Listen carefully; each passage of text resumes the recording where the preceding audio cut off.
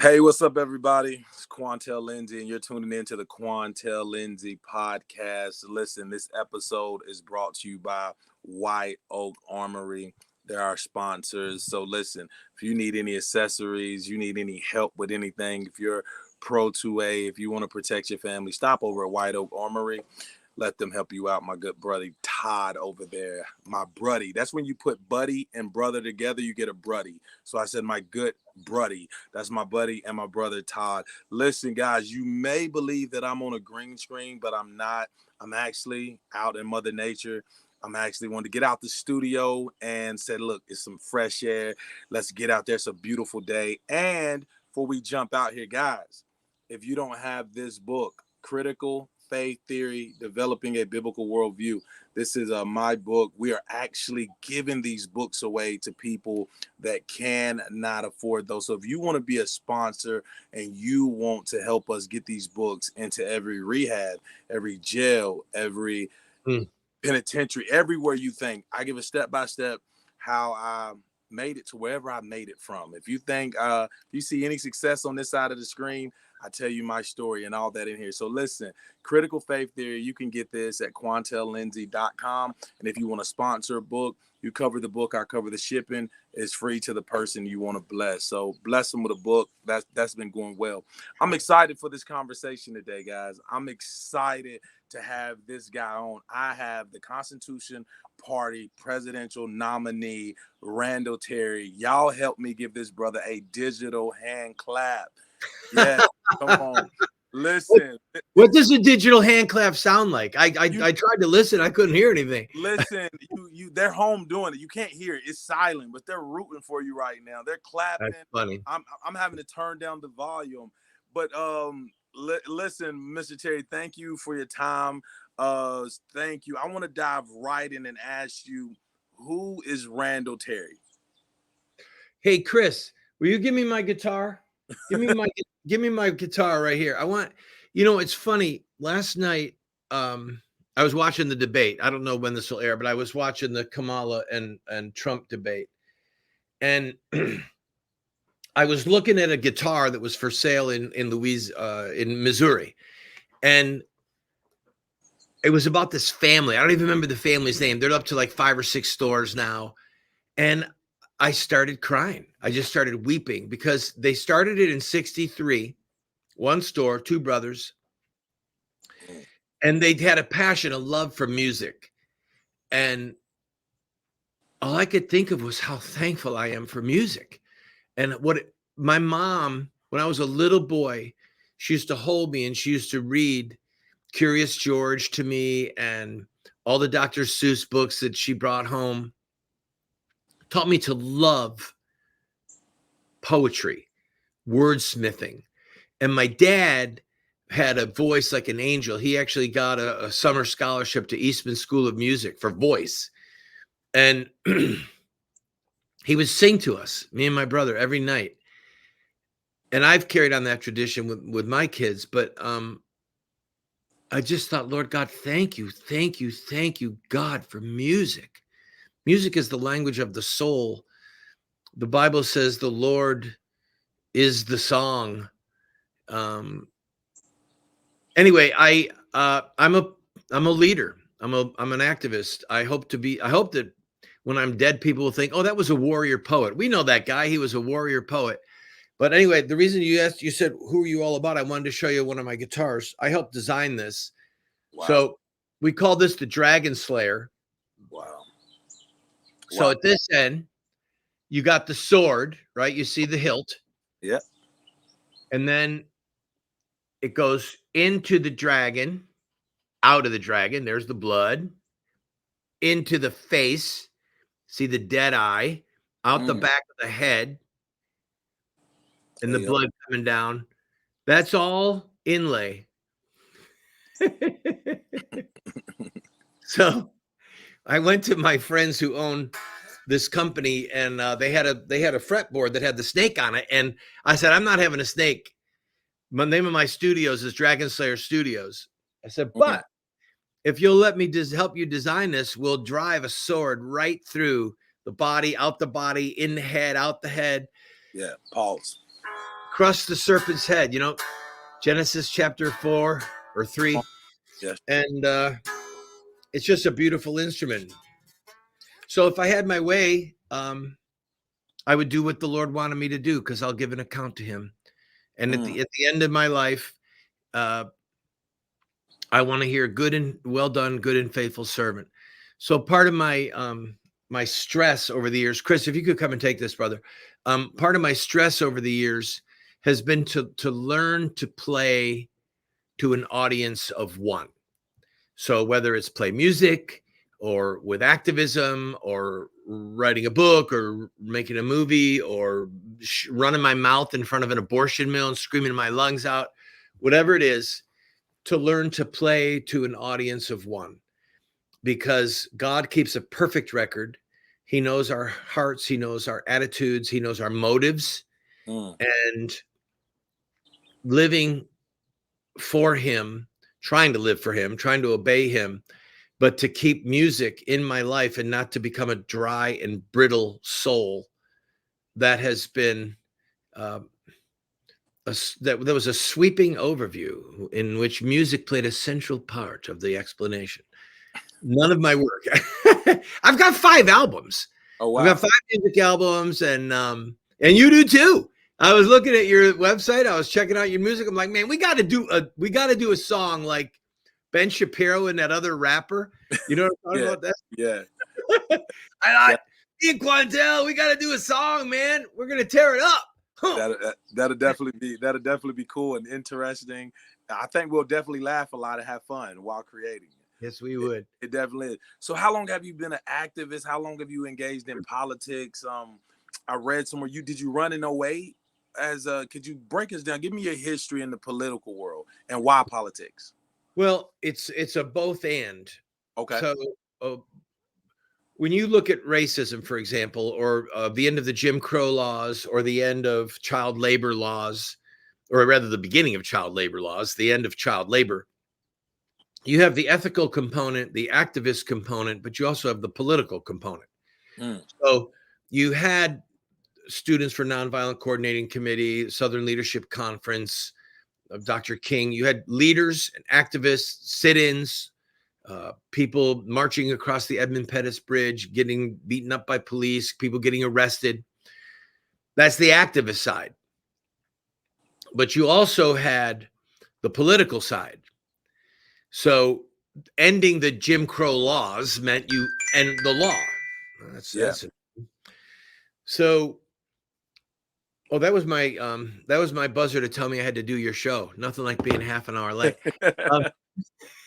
We were on different time zone. So there are 5 rules I call them the rules and tools of social revolution. So this is a kind of an in-depth answer to your question about activism and politics. In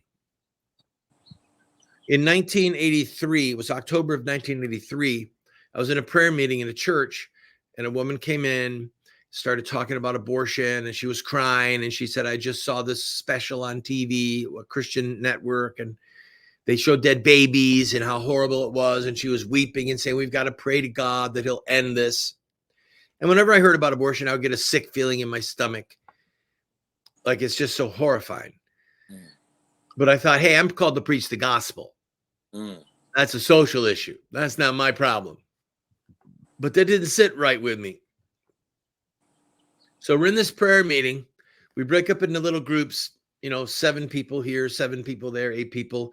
We go into different Sunday school rooms, and I'm praying. I'm facing the wall, and I'm praying, Lord, end abortion in America, whatever I was praying. I had a vision, an honest to heaven vision, like a scroll was coming down in front of my face with words on it telling me what to do. And then I saw myself leading this huge movement, thousands of people in front of abortion clinics.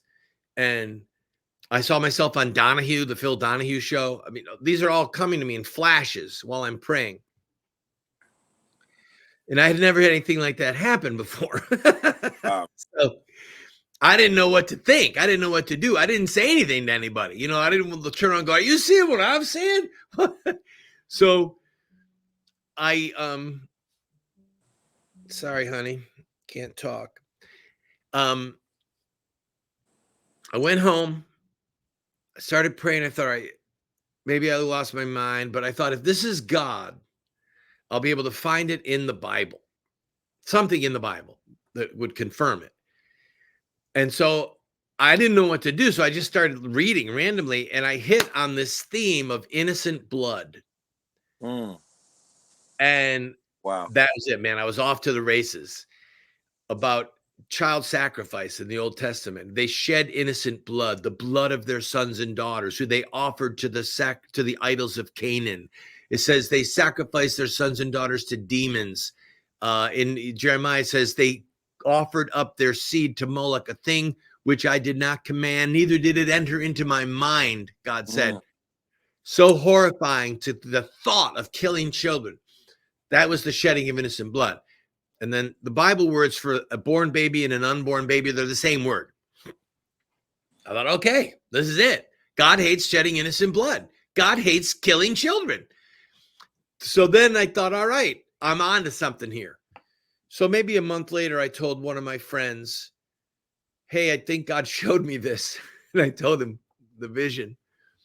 And he told me years later, said, I have to tell you, when you told me that, I thought you'd lost your mind. I thought you were crazy. So I started going to stand in front of an abortion clinic all by myself. Didn't know what to do. Didn't have any literature. Never held a sign before. I didn't know what I was doing. All I knew is that I was supposed to do something. Anyway, as time went on, I began to lead other people, and I ended up leading what is known as Operation Rescue. We are the largest peaceful civil disobedience movement in American history. We had over 75,000 arrests from 1987 to 1994, 10 times the number of arrests of the civil rights movement. The civil rights movement had a far higher cost and much more abuse. There was about 7,000 arrests from 58 to 68, just to give you perspective. We had 75,000 arrests from 1987 to 1994. It was massive. It was dominating the news. And Bill Clinton, when he got elected, and Janet Reno was the attorney general, she said her number one objective was to break the back of Operation Rescue. And she did. They passed the law called FACE, Freedom of Access to Clinic Entrances. If you've been following the news about pro-lifers in D.C. or Tennessee or Pennsylvania being persecuted and prosecuted, they're being prosecuted under that law that was passed to break our back. So that's when I got my beginning. And then you ready for the rules and tools? Come on. Am I going too long? Nah, go ahead. Go ahead. All right. There are 5 rules and tools of social revolution. Number 1, incendiary images. Number 2, radical rhetoric. Number 3, aggressive actions. Number 4, serious sacrifice. And number 5, verifiable victory. You know that you won.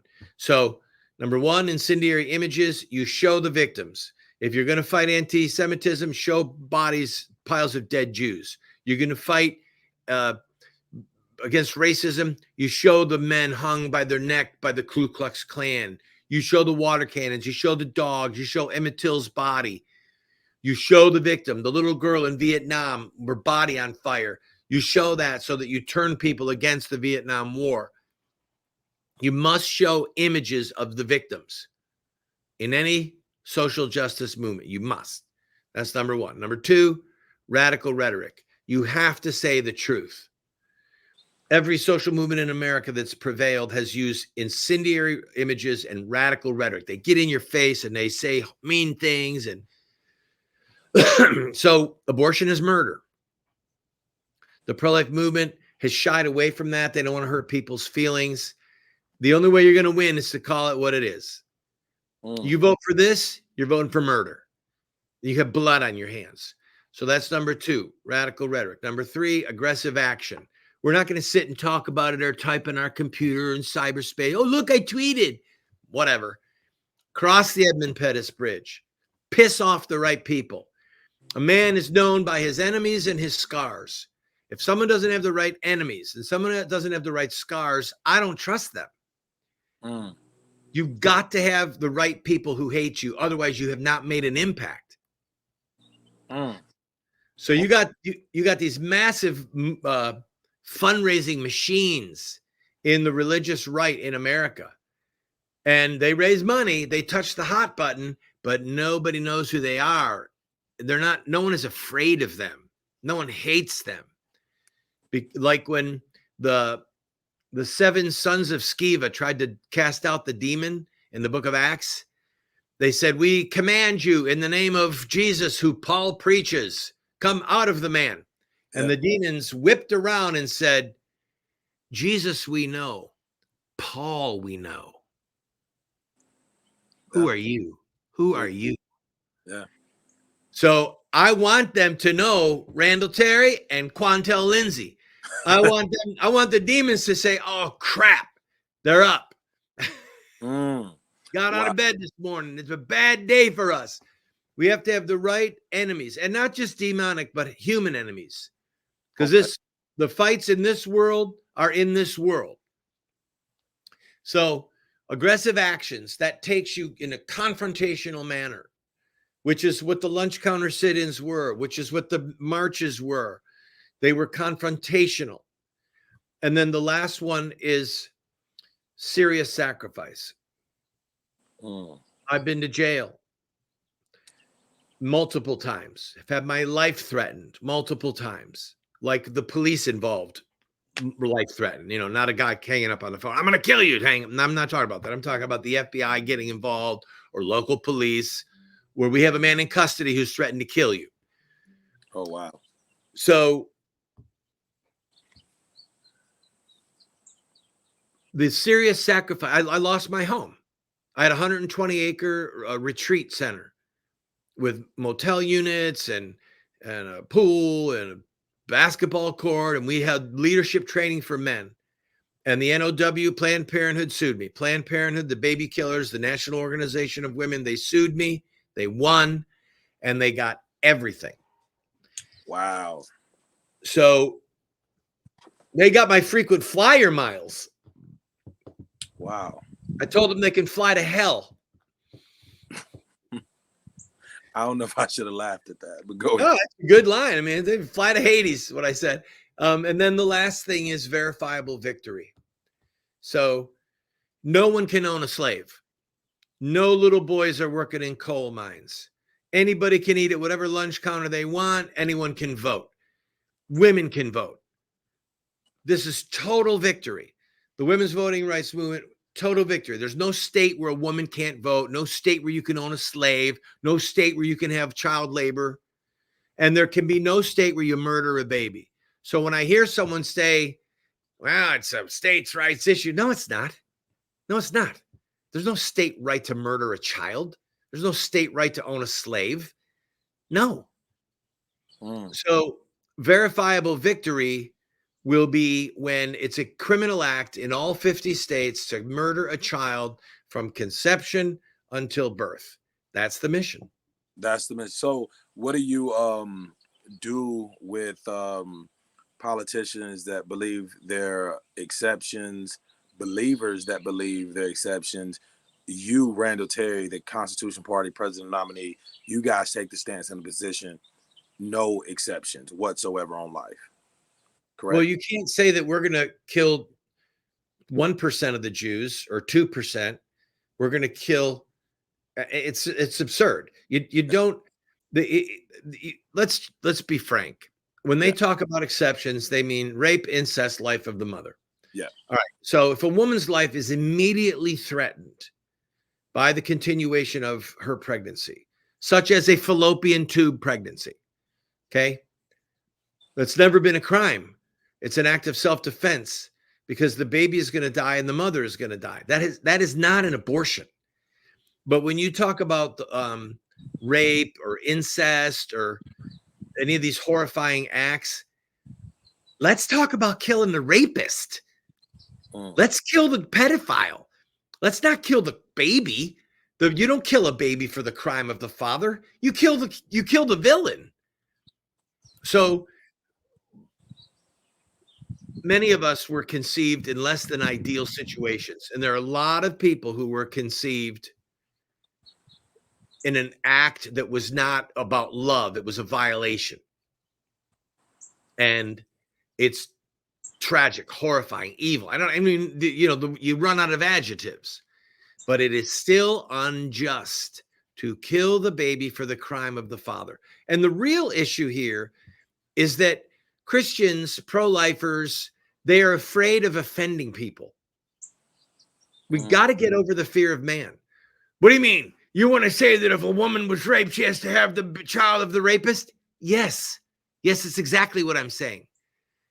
Her getting an abortion, her killing her baby is not going to undo the rape. It's going to compound the trauma. She's going to have the death of an innocent child on her conscience, and it doesn't change what he did. Let's cut the balls off of the rapist. Let's castrate him.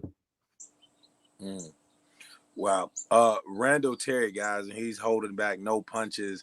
Now I'm getting a glimpse of probably why they don't put you on mainstream media, huh? You just go. Oh, are you kidding me? No, I've been on mainstream media many, many times. I don't get to talk like this when I'm on mainstream media. Yeah, no, I was being sarcastic. I followed you. I know you've been on mainstream media, and I wanted people to hear you. Why debate last night? Depending on when you watch this, the presidential debate between Vice President Kamala Harris, former President Donald J. Trump. And why were you and other candidates that we have, 5-6 people running for president? Why was the American people only shown 2 candidates that's running for president when we have multiple parties? And why were you not there? Because I believe it would have been at a different level had all of you guys been on the platform debating. You want to know the truth? Yes, sir. That's why I asked you. It's the hair. Ain't let me up there with this crazy hair. Oh, no. Yeah.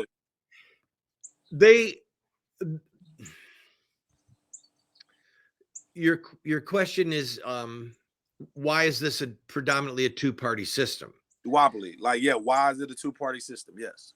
Right. So it's a 2-party system because right now that's what the American people want. It's a 2-party system because that's what they're funding. Now, we did have a 3-way race with Teddy Roosevelt and the Bull Moose Party in 1912. He was shot in the chest just before the election. He'd have probably been the president. We had a 3-way race in 48, if I'm not mistaken. And the South Carolina Senator Strom Thurmond was the candidate for the Dixiecrats. In 92, we had Ross Perot, who ended up getting close to around 30%.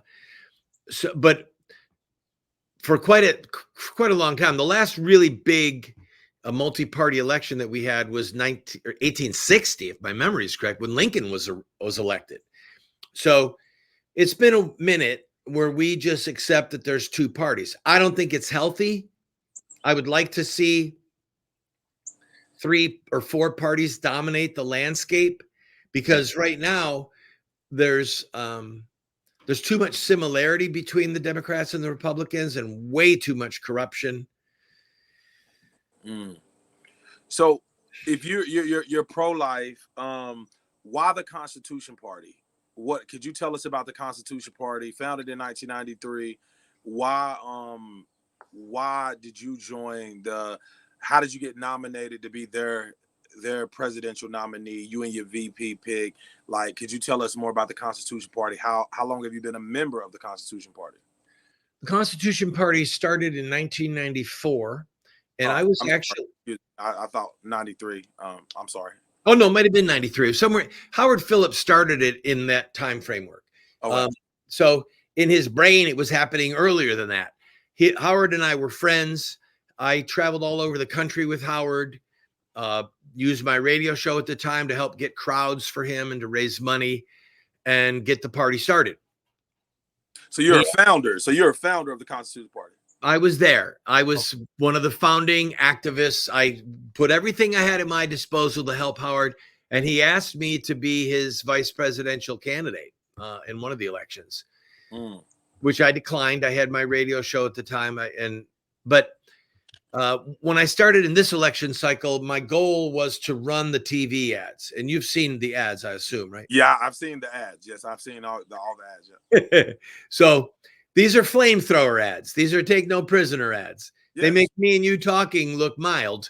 Yes, so, to say the least, yes.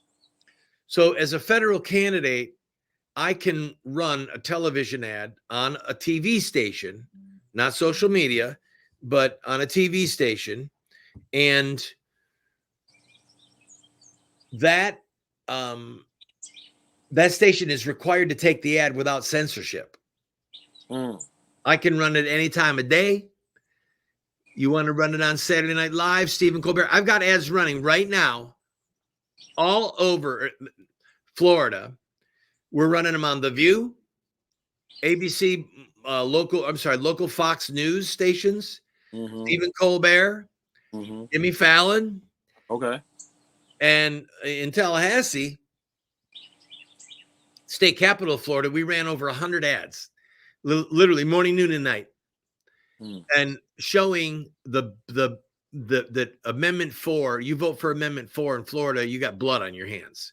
That's what we say. We show dead babies, and we say, this is what Amendment 4 means. You are voting to murder the innocent. So they can't stop me. And I can make child killing a critical issue in this campaign and bring it front and center because of the ads. Now, sadly, the number of people watching terrestrial television is getting smaller. People are watching you. Yeah. People from 50 to 80, they're still sitting down at night. Now, I'm not that old. I don't know what these people do. But anyway, those people from 50, why are you smiling, man? This is good. The people who are 50 to 80, and I'm right there in the middle, closer to 50 in my mind, they just get to the point, Randall. Well, stop talking to yourself then. The people who are 50 to 80 still get their television or still get their news and their entertainment from an actual television. So I can run these ads, boom. These people see the ad and they're like, Lord God, he's right. Lord, forgive me. I can't vote for these baby killers. I can't vote for Kamala. She's a baby killer. She wants to mutilate children's genitals and call it transgenderism. These people are child abusers. So I am running the ads with the hopes of helping defeat Kamala and also helping to defeat some of these amendments that are running around the country. So you're not, are you running to win the presidency? Or are you running to beat Kamala? I'm running to beat Kamala. Okay, you're running to beat Kamala. Okay. I mean, look at my face. This is not the face of a man that's going to live in the White House. So this is all for the cause. And do you see the Constitution Party growing ground? Is there increase in numbers and members? Yes. Been a part of the move. Now, talk to me, the Constitution Party and the Second Amendment. If my research is correct, the Constitution Party is, to say pro 2A would be an understatement. Y'all believe into all gun laws is a violation of the Constitution. Like y'all want to appeal the 1968 assault weapons don't exist. For those who listen, the ban of 1968. All right, so we're what the founders envisioned. Okay. The reason that we call ourselves the Constitution Party is we actually value the Constitution. The Democrats and the Republicans, not so much. Especially the Democrats, it's more of a doormat for them. It's more of a wallpaper than it is an actual governing document. Okay. The Second Amendment is not for duck hunting. That's what Bill Clinton said. Second Amendment is for duck hunting. No, it's not, Bill. Second Amendment is not for duck hunting. Second Amendment is not simply for self-defense. The Second Amendment is so that we can overthrow our government if we need to. That's why we have it. Period. And anyone who doesn't know that doesn't know history. Now, that information, if I could insult everyone, that information is secretly hidden in books. You have to read books to find out that the Second Amendment was given to us so that we could defend ourselves against a tyrannical government. So what we did not have when we founded the country, our forebears, we did not have nuclear weapons, tanks. So the F-14 fighter jets, do I get to have a shoulder launched missile? Do I get to have a surface to air missile? Do I get to have an Abrams tank? Do I get to have my own little pocket nuke? The answer is no. So there's information and there are details that we have to live with now that were not present then. The overarching theme is that the government cannot have a monopoly of force. That's the issue. The government cannot have a monopoly of force. And if, God forbid, if we ever do have to have a revolution, an actual shooting war in this country to restore liberty, it's going to be a really bizarre fight. It will not be like the war between the states. It will not be like the Civil War. It will not have two sides lining up and shooting each other. It's going to be asymmetrical, very asymmetrical. Okay. Guys, if you see me swatting, I'm really outside, and so are mosquito bugs. For those, it's probably you look good. It's a good look, man. I'd be doing that all the time. I appreciate that, guys. You're tuning into the Quantel Lindsey Podcast. We have the presidential nominee of the Constitution Party with us, Randal Terry. This episode is sponsored and brought to you by White Oak Armory. Go to QuantelLindsey.com, get you a Critical Faith Theory book, get you a Freedom shirt, and let's keep pushing for more freedom and liberty. So why not? Why are you are you in favor? Do you support Donald J. Trump since you're running to beat Kamala? I'm running to beat Kamala. If I'm successful, Kamala will lose. So people can do the math. I have told President Trump in an ad that we're releasing soon that he needs to repent. God did not spare his life so that he could betray unborn babies. Babies are not pawns. The Bible is not a fundraising tool. But at the end of the day, Kamala and the Democrat Party, Kamala is an evil human being. She's actually evil. And the Democrat Party is a fortress of malice and crimes against children. And it must be destroyed. The Democrat Party must be destroyed. I heard you say that in the debate you had with against Jill Stein and Chase Oliver, that you kept repeating that you were ending everything with the Democratic Party must be destroyed. Yep. You kept. Go ahead. I'm sorry. I just go ahead. Oh, it's all right. It was fun to do that night. There, people were chanting it back by the time it was over. Yeah, you were consistent. You won the crowd. It was fun. Thank you. I enjoyed myself. There's another free and equal debate coming up, by the way, October 23rd.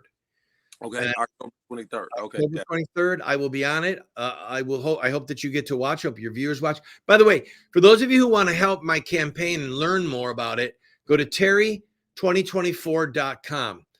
This portion of the program is not brought to you by terry2024.com, but you can still go and watch our ads there. You can see what Quantel and I were talking about. The ads. My vice presidential candidate, as you know, Quantel, is black. Is there any way that we could run an ad? Do you have the ability? I don't know this platform you're using. Yes, I could. You send it over. We can get it. We can get it looped in. We can see. I don't know. I'm not the techie guy. I'm with you. Me neither. So you can't. We know how to write music. We know how to play it. We don't know how to record it. Yeah. And your vice president it looks like me. You were saying. Yeah, he's black and he is backbone of steel, heart of gold, and he, without flinching, will stand up and say, if you vote for Kamala, you are voting for black genocide. The Democrat Party, Kamala Harris, the Black Congressional Caucus, they are doing the work of the KKK, lynching black babies in the womb. No black man has ever said that on national television, ever. And certainly is never shown the ads of dead black babies. And we are doing that. His ads are right now running in Florida. Right now, his black genocide ad is running in Florida. We're going to be running it in Philadelphia, in Wisconsin, in Michigan, in North Carolina, and in these swing states, to say to African Americans, do the math. Child killing amongst African American women is 5 times the rate of any other race. Only 12% of only 12% of American women are black, but they account for over a third of the dead babies. It's just completely disproportionate because it's targeted. Margaret Sanger said, Negroes are like human weeds, and we must get rid of them. That's her exact quote. Founder of Planned Parenthood. Planned Parenthood's founder said, Negroes are like human weeds. We must get rid of them. So Planned Parenthood is doing the job. They're doing what they set out to do. And Pastor Broden has the courage to say it. We cut the ads. They're really intense. Yeah. And all we need is money to run the ads. It just takes money.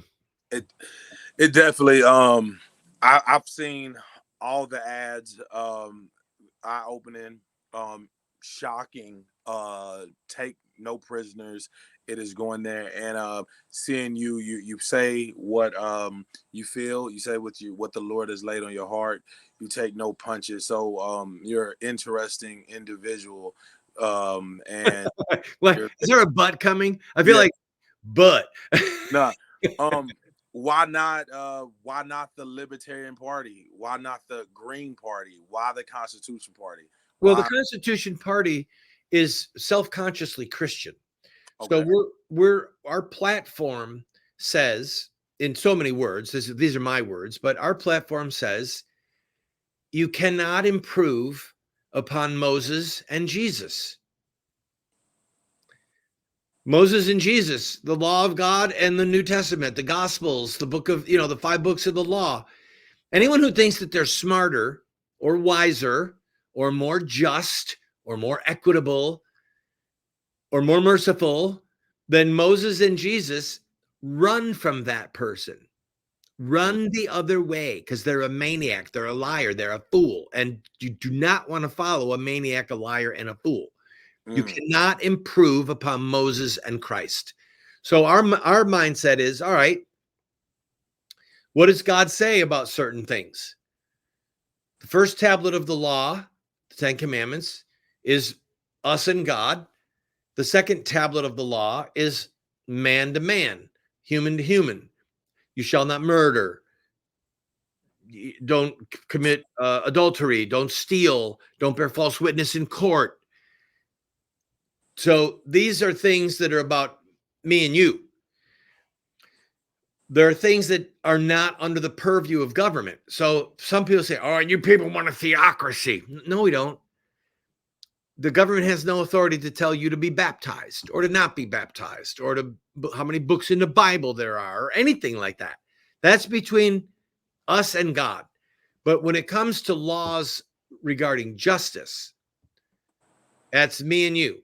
Don't steal my stuff. Don't kill me. Don't kill my kids. Don't bear false witness against me in court. Don't have sex with somebody who's not your wife.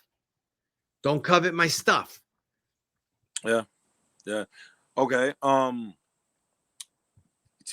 If you don't mind sharing, would you? I heard it, but would you tell the viewers a story about your daughter? My daughter passed away in January. Suddenly had a total heart failure, and they don't know why. Lord God have mercy. So in the fall of 1984, I was standing in front of the abortion mill in Binghamton, New York. Would have been October. And I would stand there by myself. Now, at that time, we had people that would come at different points, but I would be there literally to just look for a woman coming in to kill her baby, and I would beg for the baby's life. So I'm standing there in front of the door, and I see this woman out there about 150, 200 feet away. So I think she's walking towards the building. So I walk out, I walk alongside of her, say, "Excuse me, ma'am, are you going in to see the doctor?"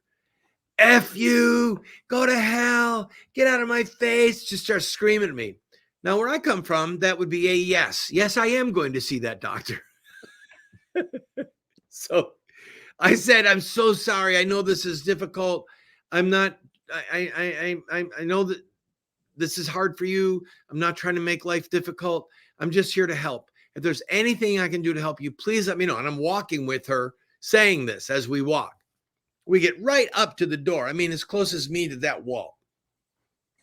She stops dead in her tracks and looks at me and said, "Did you say you're here to help me?" I said, "Yeah." She said, "I prayed this morning, God, if you don't want me to have this abortion, send someone to help me." Wow. I said, "I'm the answer to your prayers. I'll help you. I'll do what do you need?" She turned around and sat down on the curb right in front of the door. I sat down with her. We started talking. 15 minutes later, we got up and we left and went straight to her apartment. She had 3 other children at that time. So we looked around. You're going to need a crib. You're going to need this. You're going to need that. And we developed a relationship with her, started watching her other children. I was with her in the hospital when Tila was born. I was the only person there with her, and adopted Tila, adopted her little girl and her older brother, Jamil. And it was awesome. Tila was just a delightful, delightful child. And she left 4 children of her own. She was 38 years old when she died in January. And so just before she died, literally 2 days before she had her heart attack, she was on the phone with me and texting me back and forth. She said, "Dad, use me as your poster child. Why don't you use me as your poster child?" Because she knew how she'd been saved. She hated abortion. And I said, "Well, let's talk about it." And then she died. Wow. So So sorry about that. Thank you. No parent, you don't want to bury your children. Anyway, if you go to my website, terry2024.com, you can see a picture of her, a little bit more of her story, and make a contribution to the campaign in her honor, in her memory. Wow. So the world is different because she is here. She had 4 children of her own. God willing, they will have children. For any parents at this moment, anybody that's struggling with loss, that's grieving, we send prayers, and we cover you as well. For those listening live, for those that's going to listen to this later, no matter when this video finds you, just know here, I think I speak for me and all those at Quantel Lindsey Podcast and Brother Terry here, praying for you as well, praying for a peace that surpasses all understanding. So, brother, have you ever been part of the Republican Party? Have you ever considered running as a presidential candidate, U.S. senator, congressman, getting in and moving on the Republican platform? Because the duopoly. Have you ever thought about that and ran as a Republican? I ran as a Republican in 1998. I ran for the U.S. House. Okay. It was a very brutal campaign. We were the 5th most expensive primary in the country at the time. Who did you run against? Maurice Hinchey up in New York, 23. 4 pro-abortion Republican governors banded together to destroy me. The governor of New York, governor of New Jersey, governor of Massachusetts, and governor of California. At that time, they were all 4 baby killers, all 4 Republicans. And they said, "We are not having this man win that election. They raised so much money. They beat me like a dirty rug. It was it was unbelievable. My numbers dropped in a 21-day period. My numbers dropped like 23 points. It was almost a little more than a point a day. They just started bombing the airwaves, mail, like big posters saying that I was a terrorist or I was involved with the bombing of the Oklahoma City bombing. I mean, just crazy stuff. Just making stuff up. But so yeah, I did that. I ran in 2012 as a Democrat for president. I ran against Obama in a bunch of primaries. In fact, in Oklahoma, I actually beat Obama in 13 counties in the Democrat primary. It was a closed primary. It wasn't a crossover. If you were a Republican or independent, you could not vote in it.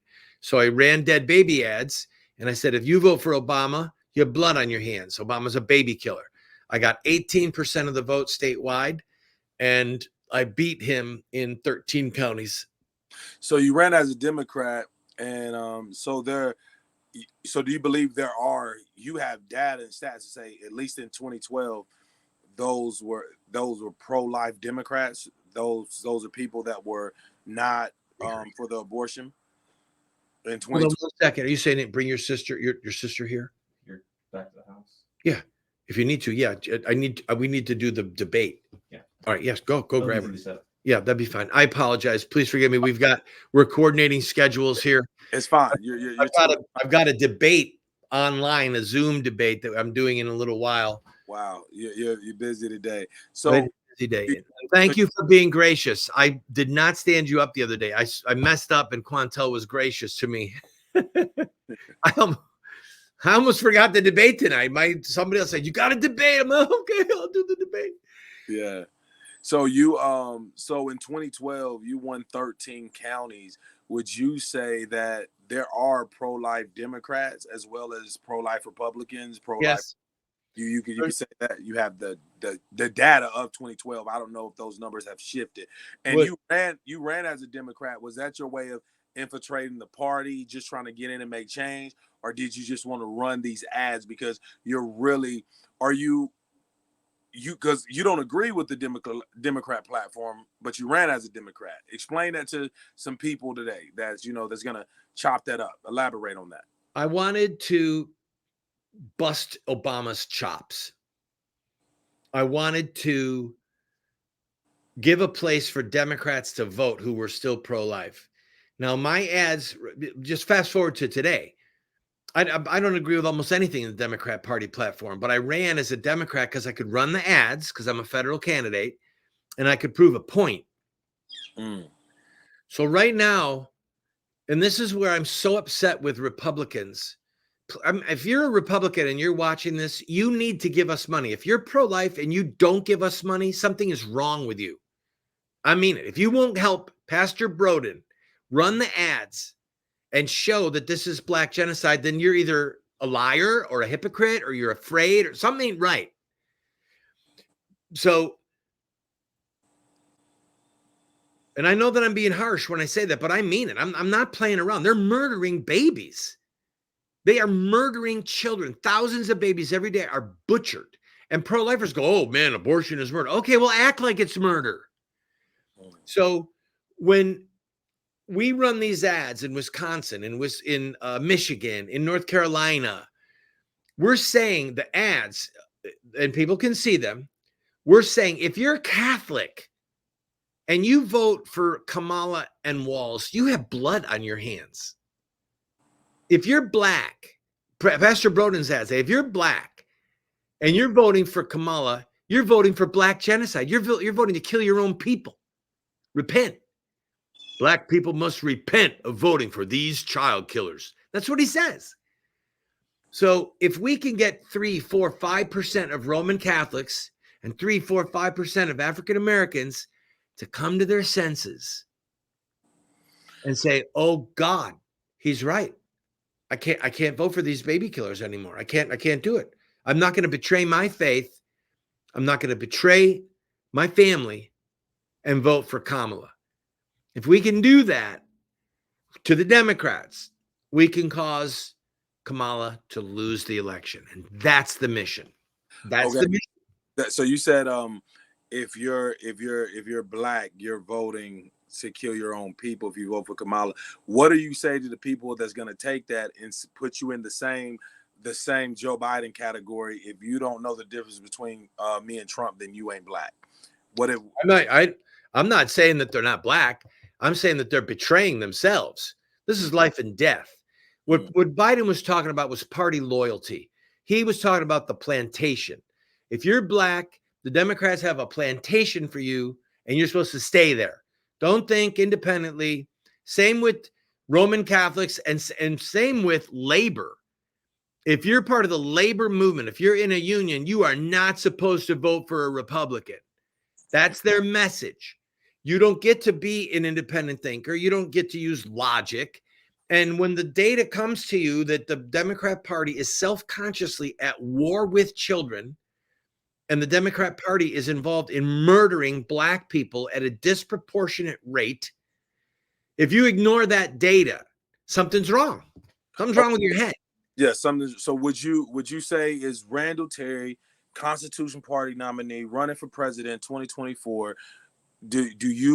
Are you of the mindset that Black Lives Matter? Are you in support of Black Lives Matter? All people's lives matter. I don't understand the question. The question is, do you support the notion Black Lives Matter and or the organization or both? Well, the organization, from what I've seen, has gotten a little off the rails as far as justice is concerned. But the two children that I adopted were black.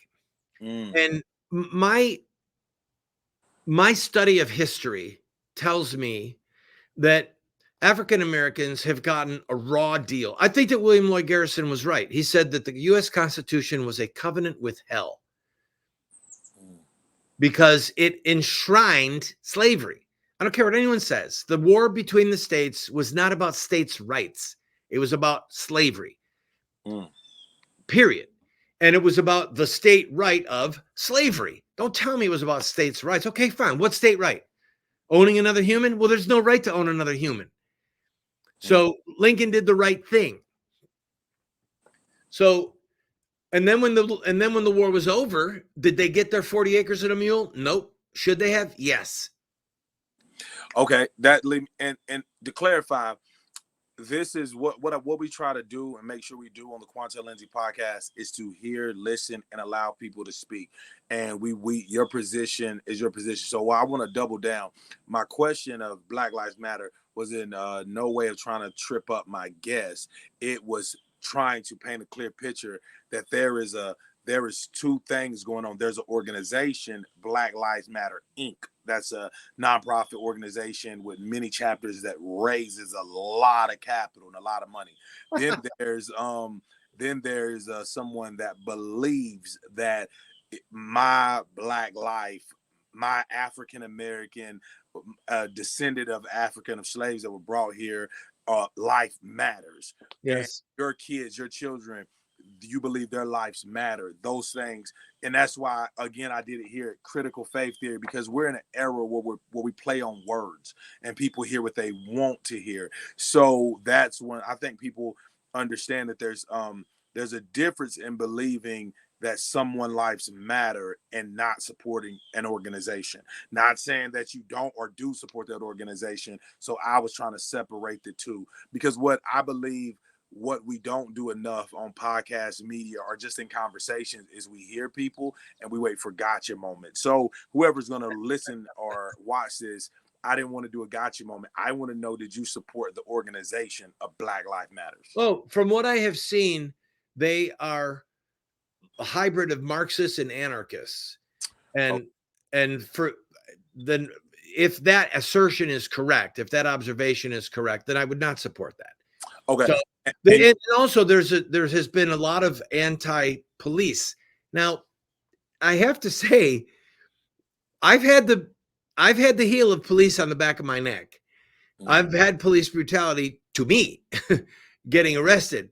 So I have a strain of sympathy about police brutality and injustice with the cops that would way more align with the African American community and the Hispanic community because I've been to jail so many times and I've seen the bullcrap that police can sometimes put people through. So I've never met anyone from Black Lives Matter. When I've seen them, it's been on television. I've seen people burning stuff down. I'm a part of a peaceful pro-life movement. So when I see neighborhoods on fire, I don't get it. And I certainly don't get going into a neighborhood with African-American activists and Black Lives Matter activists burning down Black businesses. I don't get that. That doesn't make any sense to me. Okay. Powerful answer. Great response. I'm trying to processing that and chewing like, that's good. Again, guys, we got Randal Terry here running for president. Got a next debate coming up October 23rd. Powerful story, interesting guy. We're gonna do some rapid fire questions. Then I'm gonna let you go. I know you got a debate. All right, I'm happy to be with you, man. I enjoy long form interviews. I really do, and I really hope that we get to do some music sometime. That'd be cool. That definitely would be. It would be amazing. All right, tell me something you like and admire about Donald Trump. He's a fighter. Absolutely a fighter. Okay. All right. Tell me, how did you grade President Biden's presidency? F minus. F minus. Okay. He's one of the most despicable human beings and inept human beings I've ever seen. And I'm a student of American history. This man is pathetic. And he's a treacherous Catholic. So I despise people who say I'm Catholic and then betray the teachings of Christ and the church. That doesn't sit well with me. Wow. So you're a student of American history. So out of 50 years in political life, you believe without question. Since FDR, he's the worst president we've had. No question. No question. Okay. Any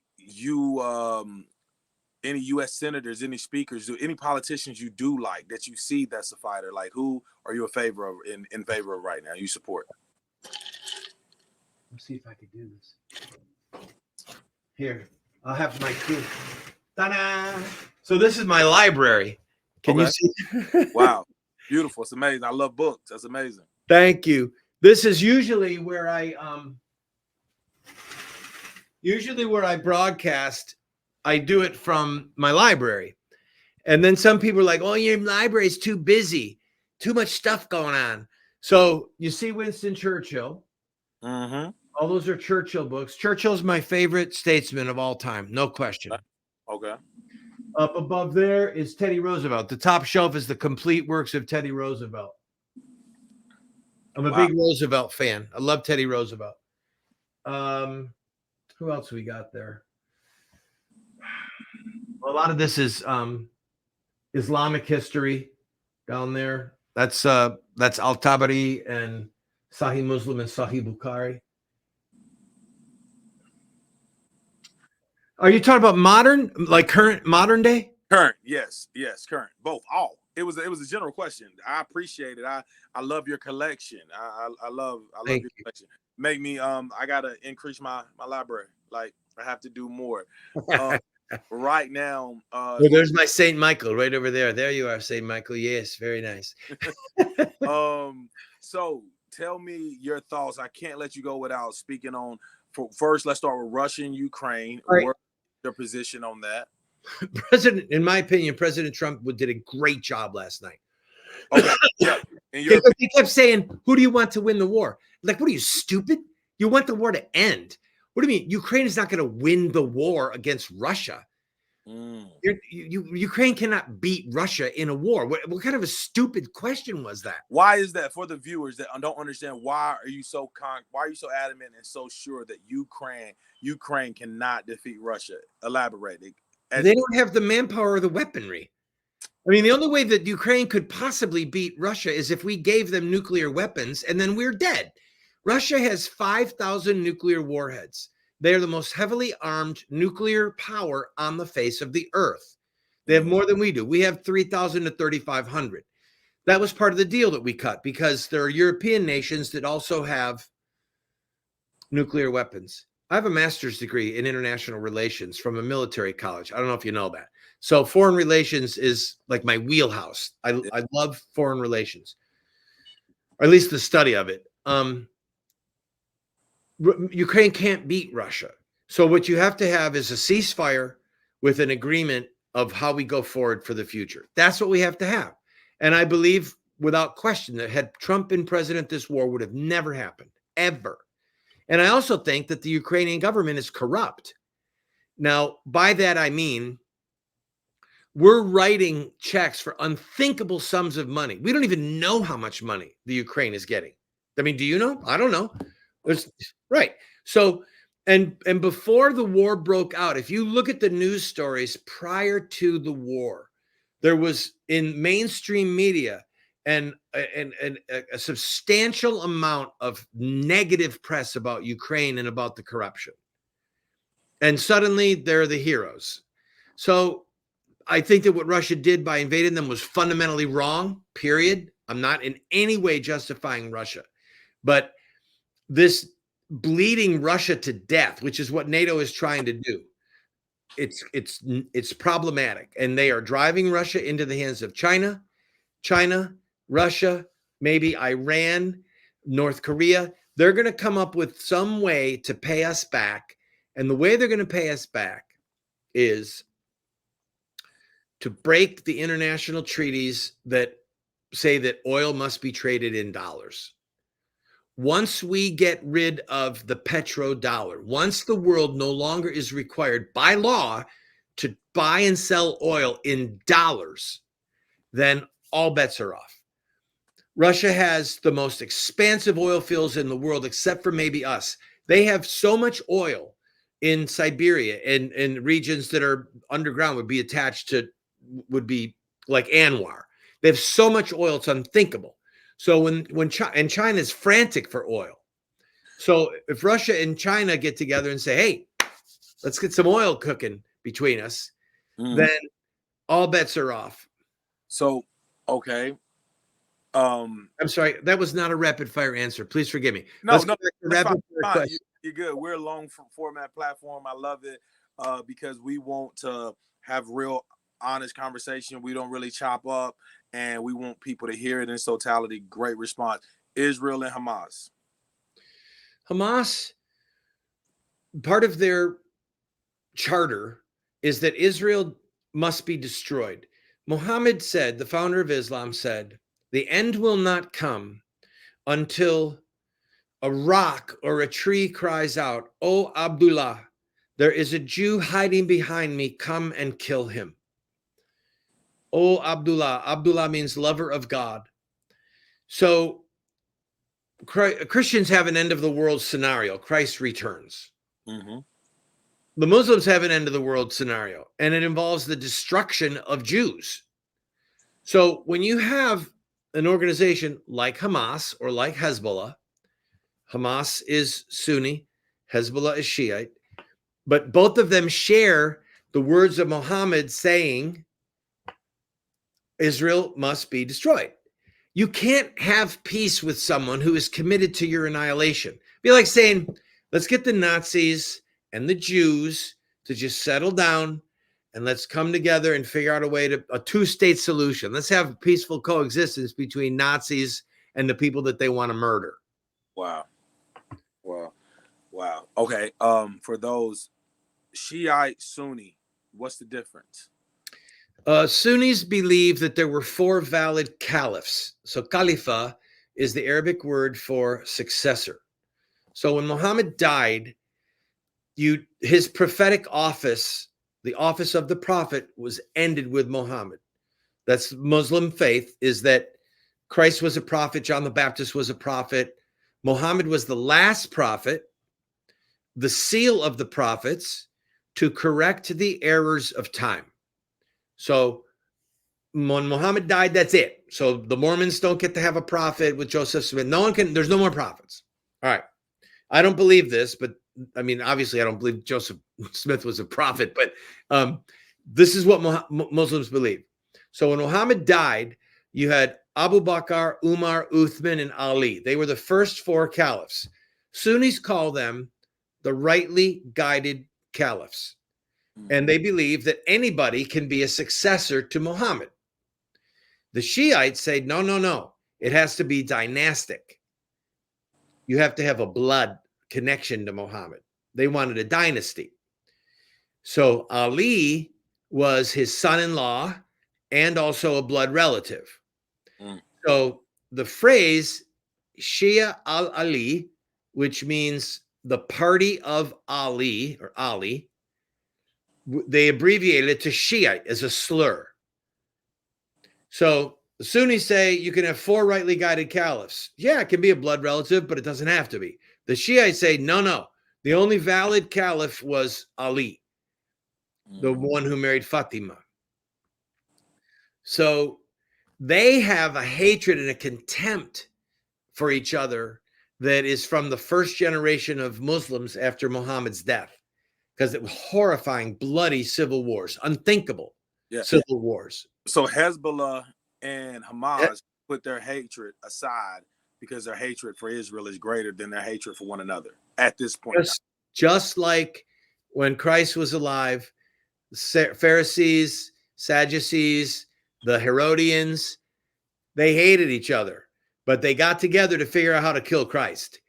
So the Iran is the predominant, really the only majority predominant Shiite nation in the world. Persia, ancient Persia, they were predominantly Shiite.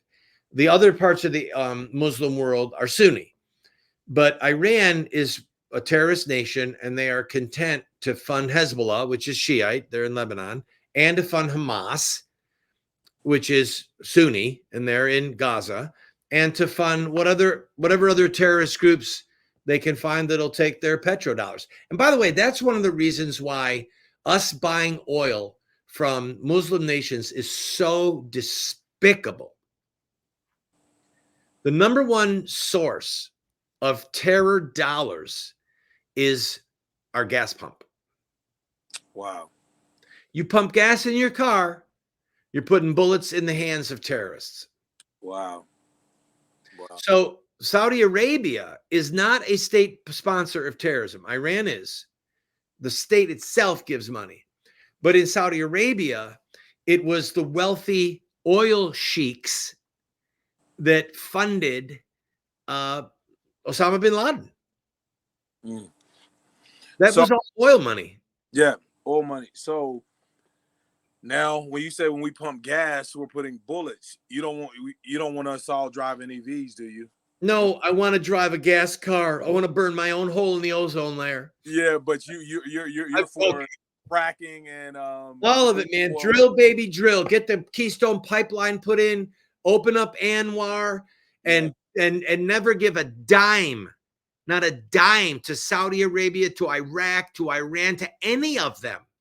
None of them. We should not give our money to nations that either the nation itself or their rich oil sheiks fund terror. Period. What's the state of our and we'll land right here. What's the state of our country? Oh, you said you believe Trump did well last night. So you would say Trump won the debate? I just felt like it didn't help or hurt either one of them. Okay, that's fair. When I watched it, when I got done, it was like, yeah, I believe we kind of knew what we were going to see. We knew the positions. I can agree with that. What is the state of our country if there's a Kamala presidency, if she win November? How much would it cost us to move to Belize? Could we live in a English-speaking Central American Caribbean island that doesn't have an extradition treaty? I don't know that we're going to get the country back. Let's say Trump wins. Okay.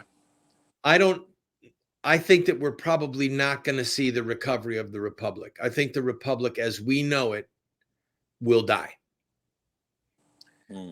I don't want that to happen. No empire has lived. We're an empire. Whether we want to say we are or not, we're an empire. And we have turned our backs on God. There are 4 sins that cry to God for vengeance: shedding innocent blood, the sins of Sodom and Gomorrah, the abuse of orphans and widows, and slavery. The Civil War was the judgment of God for slavery. It was a sin that cried to God for vengeance, and God avenged the blood of the slaves. That's what happened, period. We got the top 2 right now cooking, full steam ahead: murdering our babies, shedding innocent blood, sins of Sodom and Gomorrah, homosexual marriage, all kinds of sexual perversion. And now we're going to cut off the genitals of little boys and little girls. This is from hell. So these crimes, these sins are dominating the landscape of the country. I don't see us coming back. I want to say I do. I don't. I've been in this fight for 40 years. I've been literally on the front lines for more than 4 decades. And when I started in this fight, there were only 15 million dead babies. Most Americans had not dipped their own hand in the blood of the innocent. Wow. Now, most people that you see, you go into a store, go into a church, your church, 4 out of 10 women who are childbearing age have participated in the death of at least one child by abortion. Then the dads, the uncles, the grandparents, the siblings, the moms and dads of the mom who killed the baby. I have 5 blood relatives that I know of. Those are the ones I know of that are dead from abortion, starting with my cousin when I was a little baby, when I was a little boy. So I don't see us coming back. Now, by that, what I mean, for clarity, is that God hears blood. Blood talks to God. And judgment is coming because blood is crying out to God. Now, how severe will the judgment be? I don't know. When you look at the Bible and you see judgment on certain nations, it was devastation. They're gone. They're capital cities. You can walk along the ruins. You can go right now to ancient Babylon, ancient Nineveh. Walk in the ruins. God said, I'm going to make it a ruin. And they're a ruin to this day. All right. So then you had Jerusalem, which was judged, but then restored. So I don't know what kind of judgment we're in for. I don't know if it's judgment like, total devastation. We're a huge country. So somebody's going to get the real estate. Somebody's going to get the buildings. What buildings are going to be charred remains? What buildings are going to just be, haunts of jackals? I don't know. But I know that if Kamala wins, I think that her election would be the judgment of God. Like Romans chapter 1, where it says, God gave them up. God gave them over. They know that these things are evil, and yet they want to do it anyway. And so God gave them over. And if God hands us over to a Kamala presidency, I think that that's it. It means that we're done. That he has bad plans for us. And if we have a Trump presidency, what does that say? It will depend on the church. The Bible says that judgment begins at the house of God. Right now, most of the church is like the priest and the Levite. We're content to see the ditch, look down in the ditch, see babies dying in the ditch, see the ethics of Christianity attacked in the ditch. And we're looking down in there, and I don't want to get involved. We'll walk by on the other side.